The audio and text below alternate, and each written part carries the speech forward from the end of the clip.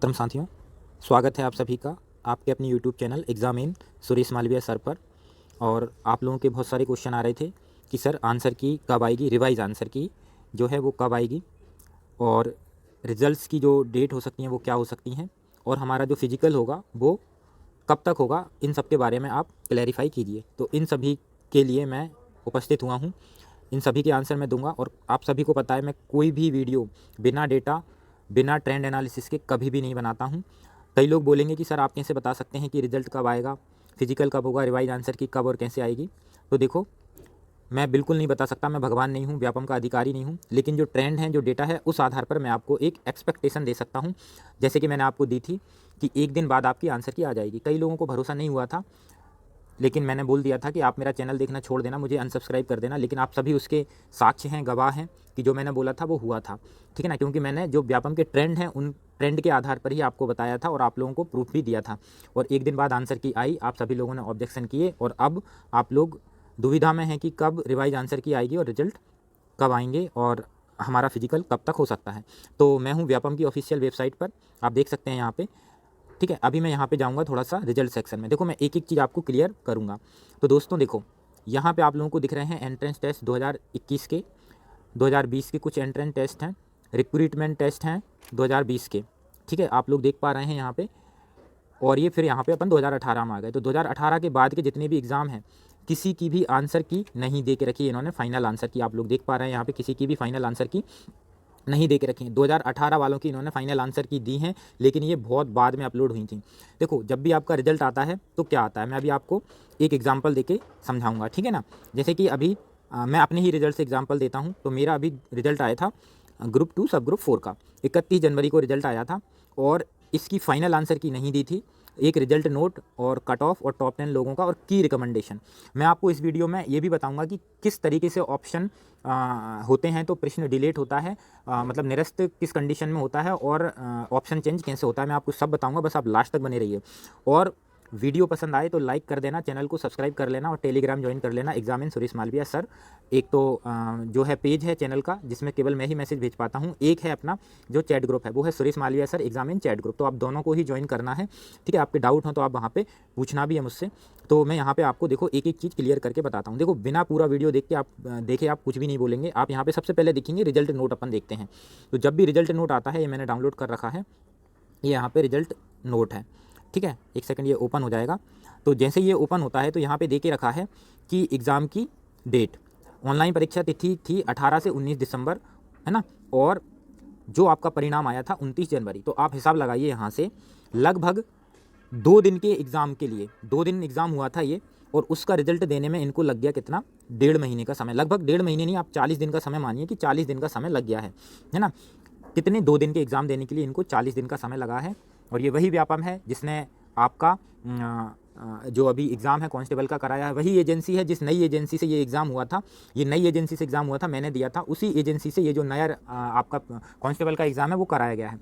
तो आप हिसाब लगाइए यहाँ से कि 2 दिन के एग्ज़ाम के लिए इन्होंने 1.5 महीने का टाइम लगा दिया है, 40 दिन के लगभग इन्होंने टाइम लगाया है। चलो अपन यहाँ से इस नोट से बाहर आएंगे। यहाँ पर मैंने आपको समझा दिया कि 2 दिन के रिजल्ट के लिए आपका इन्होंने कितना टाइम लगाया है, 40 दिन का, 2 दिन के एग्ज़ाम के लिए। और अभी आपका एग्ज़ाम हुआ है कितना, 70 से ज़्यादा शिफ्टों में एग्ज़ाम हुआ है, 8 जनवरी से 17 फरवरी तक, समझ लो आपका एग्ज़ाम चला है 40 दिन।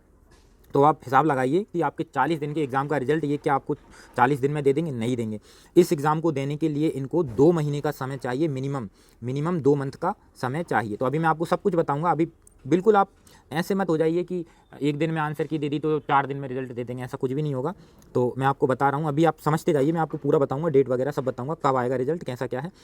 कि अब देखो, आपकी आंसर की फाइनल आंसर की नहीं आती है, उसकी जगह आती है की कमेटी रिकमेंडेशन। क्या आती है, की कमेटी रिकमेंडेशन। इसको जैसे ही आप क्लिक करोगे तो यहाँ से आपको बहुत सारी चीज़ें यहाँ पे जानने को मिलेंगी।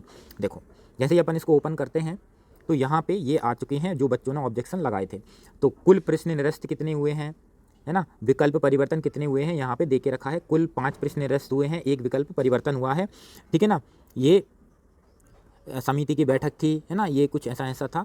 ये पूरा एग्ज़ाम का डेटा दे के रखा है। देखो, अभी आप लोगों ने एग्ज़ाम दे के रखे हैं, लोगों ने कुछ शिफ्टों में, तो मेरे ही पेपर में 23 लोगों ने ऑब्जेक्शन लगाए हैं, जबकि सारे निराधार हैं। 4 ही क्वेश्चन हैं जिन पे ऑब्जेक्शन लग सकता है, बाकी जो 23 लगाए हैं बिल्कुल गलत है। मैं अपनी आंसर की ग्रुप में शेयर किया हूँ, आप लोग वहाँ पे चेक कर लेना, है ना। कई लोगों को तो भरोसा नहीं हो रहा था कि सर के 84 मार्क्स है, कि ना सर हमने आपके चेक करे हैं पर आपके तो है ही नहीं है। मैंने कल मैंने ग्रुप में शेयर कर दिया। देखो मैं झूठ नहीं बोलता हूँ आप लोगों से, क्यों झूठ बोलूँगा यार मैं, मुझे क्या मिल जाएगा, ठीक है। ना ही मैं आपका हुआ फैलाता। देखो मैं जो वीडियो बनाता हूँ वो वीडियो पूरे यूट्यूब पे कॉपी होती हैं, 10-12 चैनल कॉपी कर ही लेते हैं, आप लोगों ने देखा होगा, आप लोग ही मेरे को भेजते हैं। तो मैं आपको यहाँ से बस थोड़ा सा ये चीज़ बताने वाला हूँ कि कौन सा चेंज होता है, कौन सा निरस्त होता है। तो अभी आप यहाँ पे देखेंगे, ये बच्चे ने ऑब्जेक्शन लगाया था, बिल्कुल चेंज नहीं किया, ऑब्जेक्शन लगाया, चेंज नहीं किया। ये देखो कोई भी इन्होंने चेंज नहीं किए हैं, जो इन्होंने आंसर दिए थे वही इनके आंसर थे, ठीक है। अभी मैं आपको यहाँ पे बताऊँगा, देखो कोई चेंज नहीं हो रहा है, कब चेंज होगा यहाँ पे मैं बता देता हूँ। देखो सबसे पहले तो जो मुद्रण त्रुटि होती है, मुद्रण त्रुटि, अब आप कुछ लोग बोलेंगे कि सर इंग्लिश में अगर सही है तो मान लेते हैं, नहीं, हिंदी इंग्लिश, अपने मध्य प्रदेश की राजभाषा है हिंदी, हिंदी और अंग्रेजी अगर दोनों में प्रश्न गलत है, किसी एक में भी प्रश्न गलत है तो वो डिलीट हो जाएगा। तो मुद्रण त्रुटि के कारण एक प्रश्न डिलीट होगा। जैसे कि मेरा जो पेपर था उसमें स्फीयर को उन्होंने वृत्त बोल के रखा था, इस वजह से मैंने खुद ने वो क्वेश्चन गलत कर दिया था, उसमें ऑब्जेक्शन लगा हुआ है, तो वो क्वेश्चन का नंबर, वो क्वेश्चन डिलीट होगा, ठीक है। तो ये मुद्रण त्रुटि वाले क्वेश्चन डिलीट होंगे, ठीक है।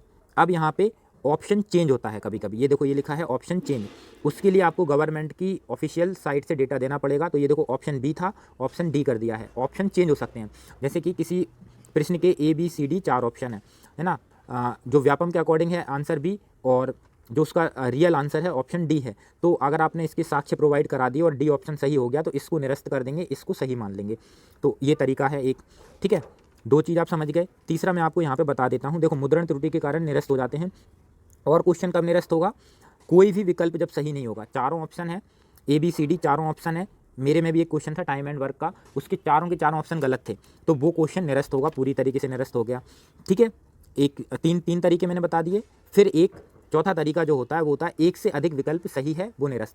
जैसे कि मेरे ही पेपर में मैं बताऊँ, देखो मैं अपने पेपर से बताता हूँ क्योंकि मैं खुद का एक्सपीरियंस से बताता हूँ, किसी दूसरे का चोरी नहीं करता डेटा, खुद पेपर दे के आ जाता हूँ, है ना, और जो होता है रियल एनालिसिस कर देता हूँ। यहाँ पे मेरे जो पेपर थे 6 से डिविजिबिलिटी और 13 से डिविजिबिलिटी, इन क्वेश्चनों के 2-2 ऑप्शन, मतलब 9 से डिविजिबिलिटी वाला, है ना, इससे इसके 2 ऑप्शन सही थे। अब 2 ऑप्शन सही थे तो वो 2 को सही नहीं करेंगे, एक से अधिक विकल्प क्या है सही है तो उसको निरस्त कर देंगे। ऐसे ही 30 वाले का शायद कोई भी ऑप्शन सही नहीं था तो उसको निरस्त करेंगे। तो आपने 4 तरीके देख लिए हैं कब क्वेश्चन निरस्त होगा, जब मुद्रण त्रुटि हो यानी कि प्रिंटिंग मिस्टेक हो तो निरस्त होगा, एक से अधिक ऑप्शन सही हो तो निरस्त होगा, ठीक है, कोई भी ऑप्शन सही नहीं हो तो भी निरस्त होगा। सीधा निरस्त कर रहे हैं ये लोग, आपने देख लिया है। अगर ऑप्शन चेंज है, जैसे कि उनका आंसर बी है, आपका आंसर डी है, आपने प्रूफ प्रोवाइड करा दिया तो वो डी को सही कर देंगे। ये कंडीशंस बस बनती हैं, 4-5 कंडीशंस हैं, ये आप लोग यहाँ पे देखेंगे। तो इस तरीके से आपकी जो आंसर की आएगी, की रिकमेंडेशन आएगी कि जिनमें आपने ऑब्जेक्शन लगाए हैं उनका ही केवल यहाँ पे डेटा प्रोवाइड करेंगे, बाकी आपको अपडेटेड आंसर की वो वहाँ पे नहीं देंगे, ठीक है। आप लोग इतना समझ चुके होंगे आई थिंक, ठीक है। तो अब मैं आपको लेके चलता हूँ फिर से वहीं पे, यहाँ पे, ठीक है। अब मैं आपको बताता हूँ कि आपका रिजल्ट की डेट, आंसर की और ये सब क्या रहने वाले हैं। अब मैं अपने आंसर दूंगा। अभी मैंने आपको पूरा डेटा प्रोवाइड करा दिया है, साक्ष्य सारे दे दिए हैं, ताकि आप लोग कोई भी कुछ बोलने से पहले थोड़ा सा अपना बुद्धि विवेक का यूज़ कर लेना, ठीक है। देखो सबसे पहले मैं आपको बताऊंगा कि रिवाइज आंसर की कब आएगी, रिवाइज आंसर की कब आएगी।